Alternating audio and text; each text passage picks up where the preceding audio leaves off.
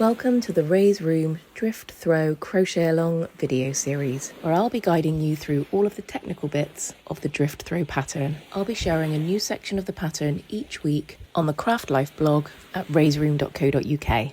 And we're now at row 16, where we're looking at working in the back loops only, and then on to row 17, working in the front loops only. So you can refer to the Drift Throw blog part 3 for this part of the pattern and where we are. That will confirm your colour changes and where to work what row. But for the technique I'm about to show you here is from row 16, where we're about to work in the back loops only for the whole row for the first time in the pattern. So you're starting off as you usually would for a row of half trebles with a chain of 2.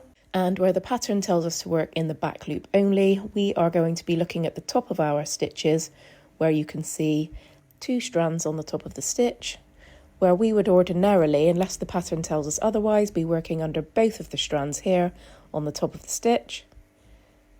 When it tells us to work in the back loop only, we are going to be working under this back loop just here.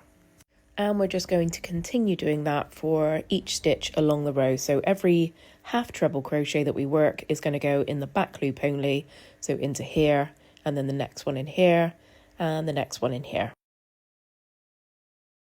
So you're just going to take your hook, do a yarn over, pop your hook into the back loop only, the first stitch, yarn over, pull through all 3, and then the same again with your next half treble. If you've got to this point in the pattern, you'll have worked lots of half trebles by now, so you'll be nice and comfortable with those.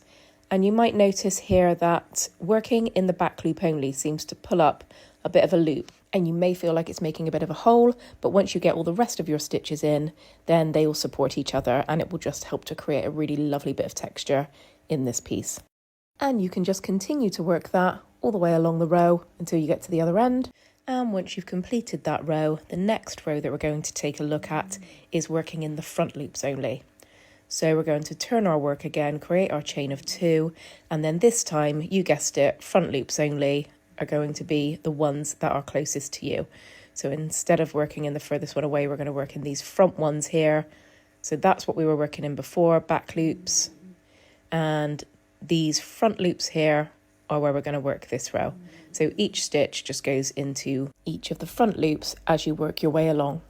And you're going to repeat that all the way to the other end and continue with that for as long as the pattern tells you to.